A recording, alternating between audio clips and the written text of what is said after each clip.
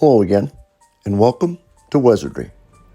In my last diorama video, I used a method of drift building for my Nightmare Landscape snow effects. PVA glue, craft paint, and water. You can mix this as thick as you'd like, and you'll get varying effects. A thicker mix will give you a creamier blend and can be used standalone, or you can use some baking soda as filler.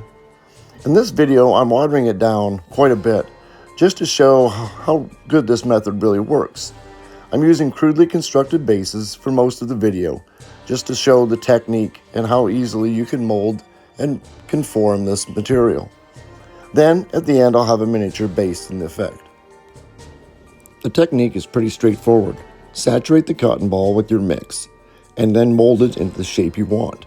One of the best aspects of this technique, I think, is that the simplest of tools can be used to mold, shape, and sculpt your snow into whatever shapes you have in mind. Once dampened, the cotton blends well to itself, and you can add to your drifts if you decide to go bigger. It also blends well into the base. When you have your basic form, you can then shape and contour it, making it look windswept, for example. I decided to add some bulk to this drift. It's as easy as grabbing a scrap of cotton and just blending it in. Tapering it down into the base is just as simple.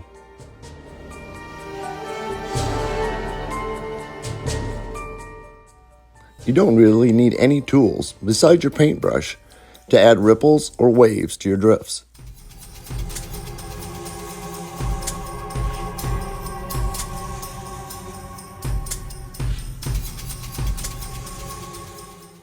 The shape of your drifts can be easily modified if you have a change in the appearance that you want.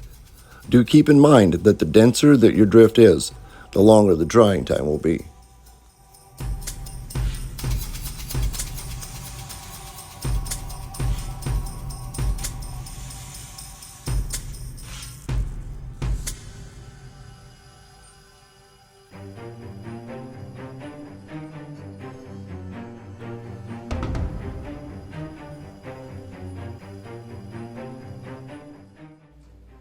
Dryer sheets can be a helpful thing to have around. After being used, wash the sheet very thoroughly to get all the detergents out.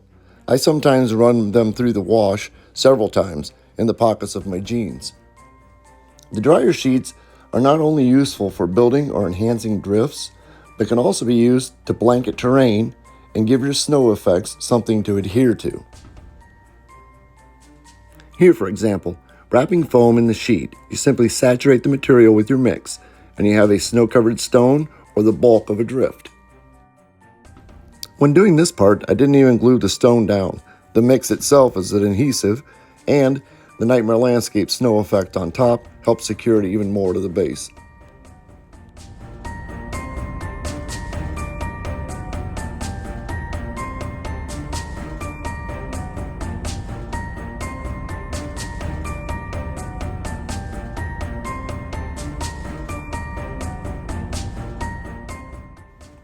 Alright, now to cover our drifts with Nightmare Landscape snow effects. You may recall from my confrontation video, there are two types of snow effects from Nightmare Landscapes, and they work great. They have good look, they dry hard, and they cover this technique awesomely.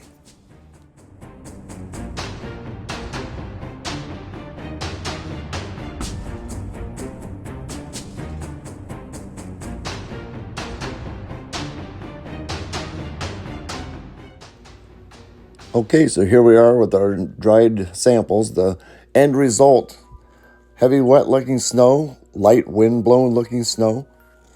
Very good effects.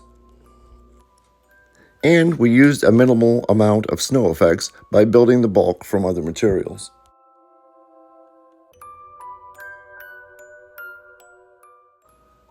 And as promised, here's a miniature based with this technique and Nightmare Landscape snow effects.